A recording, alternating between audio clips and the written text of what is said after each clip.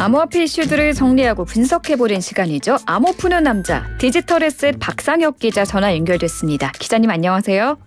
네, 안녕하세요. 네, 이번 주 가상자산 시장 시황 먼저 볼까요? 네, 이번 주 가상자산 시황은 저번 주 시황부터 좀 간단히 말씀드려야 될 것 같은데요. 지난주에 이제 인플레이션 좀 완화 기대감도 좀 생겨나면서 네. 거시경제가 굉장히 좀 화랑세를 보였었는데요.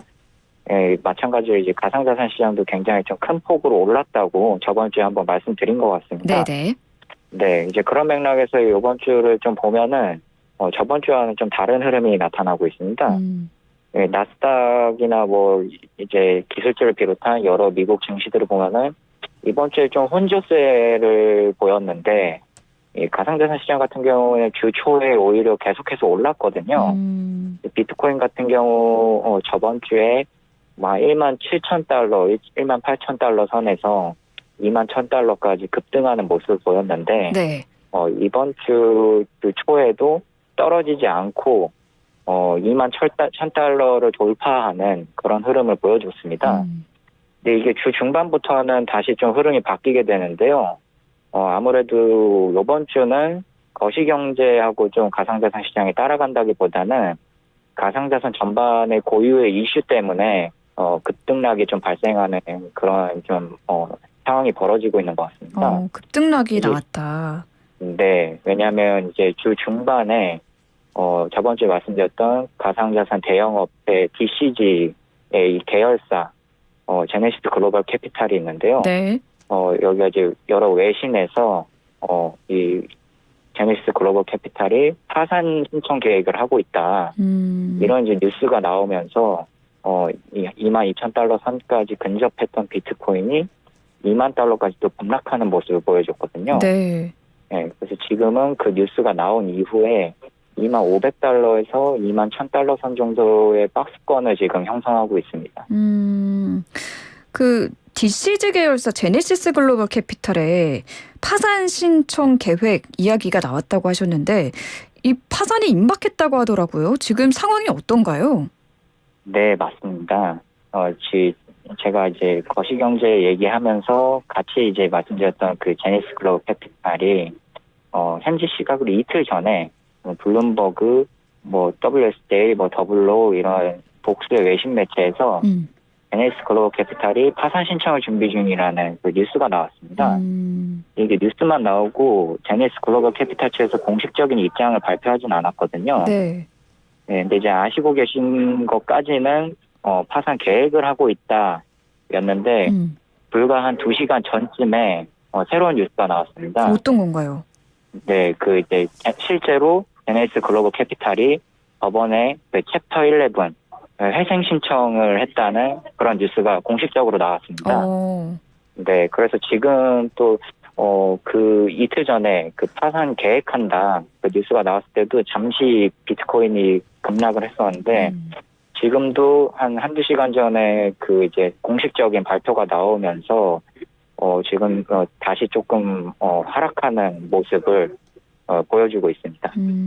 지금 이렇게 상황이 어렵게 된 데에는 그 FTX 사태가 영향이 있다라고 하더라고요.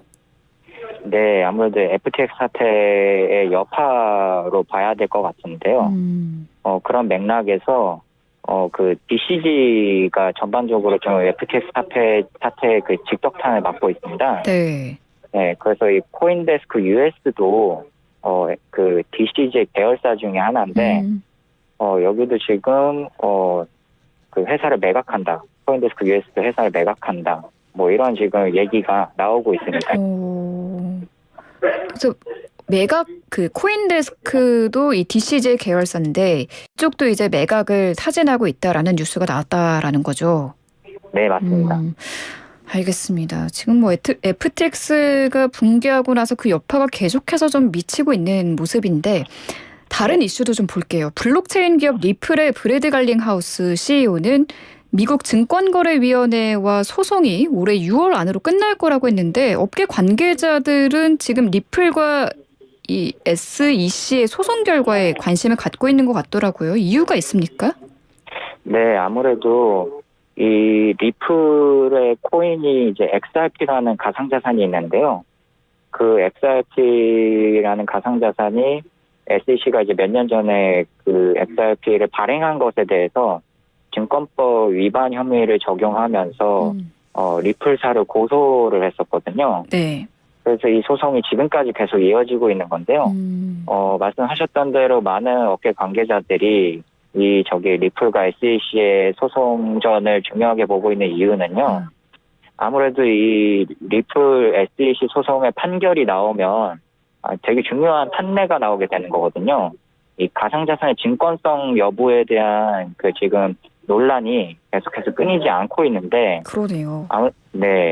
아무래도 리플사는 되게 가상자산 업체 중에서는 되게 대형 기업이었고 코인 가상자산을 대대적으로 또 발행한 그런 프로세스도 명확하게 지금 확인이 되고 있기 때문에 이 소송의 판결이 나오는 것에 따라서 네. 나머지 가상자산들도 증권성 여부를 쉽게 판단할 수 있을 것이다. 네, 그러니까 한마디로 좀 정리를 하면 리플사 SEC의 소송전 결과에 따라서 그 이제 증권성 여부가 업계의 어떤 스탠다드 기준이 될 수 있다는 거죠. 네. 네.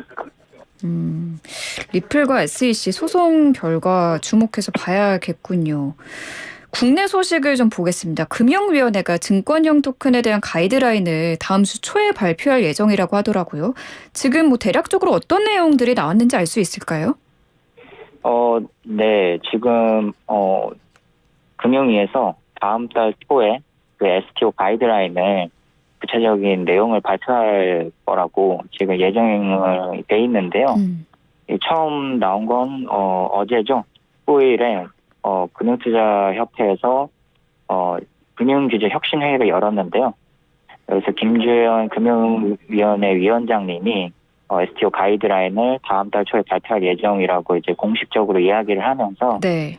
이 STO 가이드라인이 이제 이슈가 된 겁니다. 그래서 이제 구체적인 내용은 2월 초에 그 가이드라인이 실제로 나와봐야지 알 것 같은데요. 네. 다만 이제 위원장님이 이제 그날 이제 이야기한 것을 토대로 몇 가지를 좀 미루어 짐작컨대 일단 첫째로 지난해 4월에 조각투자 가이드라인이 발표가 됐거든요. 이것과 STO 가이드라인이 동일한 원칙을 적용한다. 이를테면 지금 조각투자 가이드라인 같은 거를 보시면 조각투자요? 부동산을 조각투자한다든지 뭐 이런 것들이 내용이 담겨져 있는데요. 이 STO로 이제 부동산을 토큰화하게 되면은 이걸 일종의 그 조각 투자하고 비슷하게 보겠다는 그런 의미인 것 같습니다.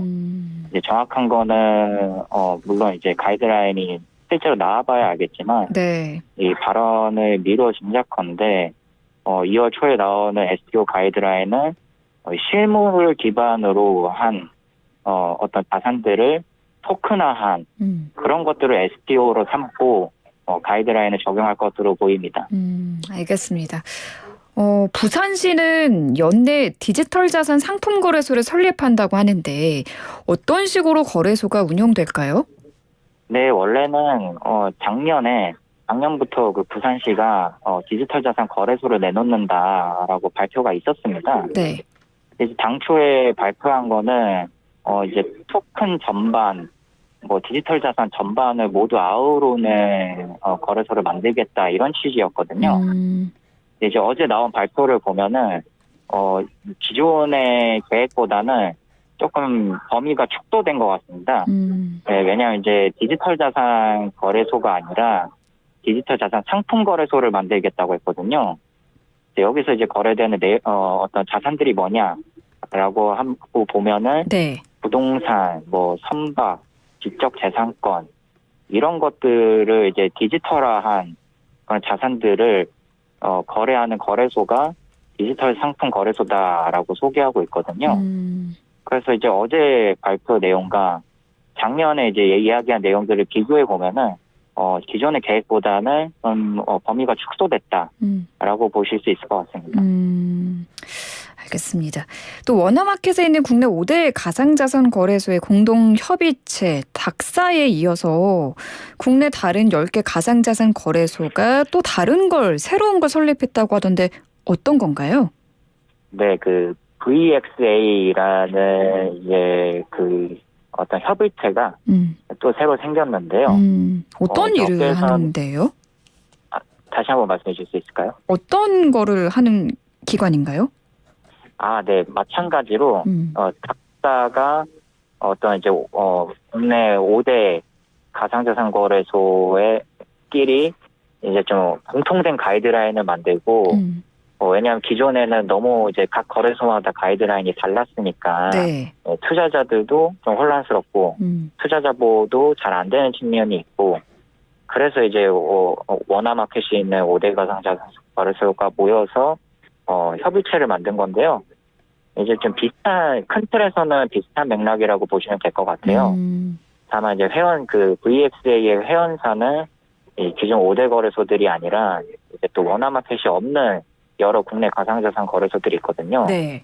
이 10개 거래소의 대표들이 모여서 만든 협의체가 VXA이고요. 이제 큰 틀은 말씀드렸던 것처럼 뭐 공통된 가이드라인 적용, 뭐 투자자 보호, 뭐 이런 것들이 있는데 좀 세부적으로 보면 닥사하고는 좀 다른 게 지금 5대 가상자산 거래소, 워너마켓이 있는 가상자산 거래소의 독과점 문제를 해결해야 된다. 이런 좀 세부적인 목표들이 있습니다. 그렇군요.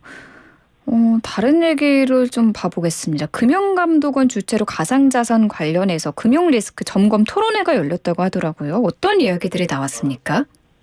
네, 이번 주 월요일이었죠. 네, 금감원이 주최한 가상자산 관련 금융리스크 점검 토론회가 있었습니다.